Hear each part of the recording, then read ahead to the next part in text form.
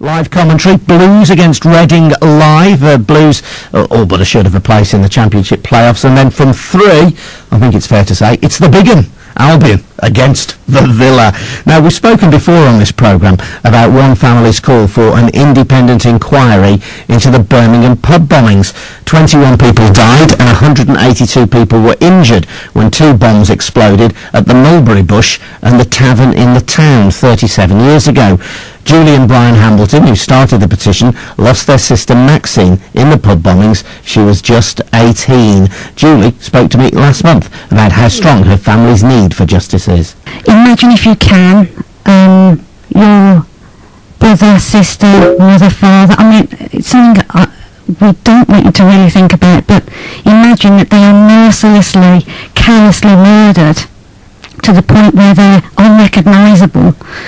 And then decades later, you, as a family, suffering the grief every day, still have not had justice found for your murdered loved one. Now, 100,000 people need to sign the petition to ensure that it is raised and debated in the House of Commons. And in the interview, Julie Hambleton mentioned that she had been contacted by people who wanted to help her and her brother's cause. There's a group of people that heard us and have come forward, and they're complete strangers. We've never met them, and they are our guardian angels. They now call themselves Justice for the 21. Well, for the first time on radio, we can now speak to the man who heads up that group, Justice for the 21, Mike Watts, who joins me now. Hello, Mike. Morning, Adrian. And you were alerted to Julie and Brian's campaign after hearing both of them speak on our programme. That's correct, yes, and reading about it in the Birmingham Mail. And what was it about their story that reached out to you, Mike? Because you're not somebody who's been involved in anything like this in the past, are you? No, nothing like this whatsoever. I was just... I heard them speak, and I remember thinking to myself, oh, when somebody organises a protest, I'll go and support that in any way I can. And then time went on. I found the online petition, which people can sign if they go to our website, justicefor21.blogspot.com, and I noticed it wasn't going up in any, certainly in the fashion I had expected it to do. So I realised that nobody was going to act, so I had to do something myself, and a group of people I know agreed to support it, and we're just trying to do our best to highlight the case. And Mike, you're from Handsworth. Do you remember the pub bombings happening at the time? Oh, certainly, I remember they were large. That's why I can't understand the indifference of many people, because at the time it was such a shocking event.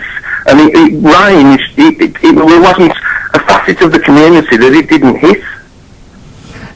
Over the years, Mike, because of the conviction and then the release of the Birmingham Six because their convictions were unsafe, there's this feeling grown, hasn't there? That, it's all history now. There's nothing can be done. And when you speak to Julie and Brian, as we've done on the show a couple of times, that raging, burning sense of injustice that they have because Maxine's killer or killers have never been brought to justice.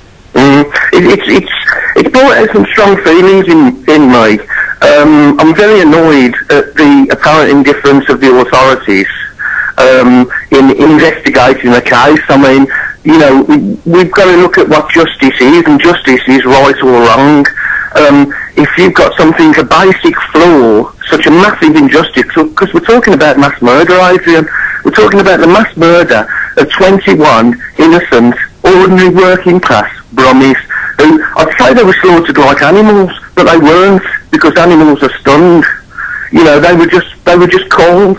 And with that, and now I'm also feeling a lot of shame for my city. I've always loved Birmingham, and I love the West Midlands, and the way people haven't jumped on to support this, which is basically a really important issue, not just locally but nationally, with the aspect that it's seemingly being ignored by government.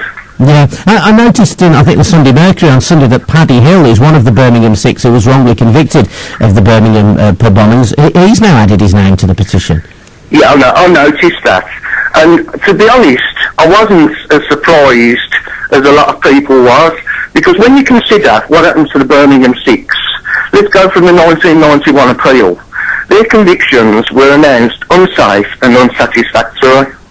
The police then announced they were not looking for anyone else in the case. What does that imply? Well, we don't know what it implies, Mike. This is where it gets very difficult. And if I was a member of the Birmingham Six, you know, I think that's not satisfactory enough for me, as Mr. Hill said. You know, and you know, it says that it still casts a suspicion over them, in my opinion. I understand what you're saying, Mike, and of course, you know, they are free people and their conviction is unsafe. I don't dispute that whatsoever, Adrian.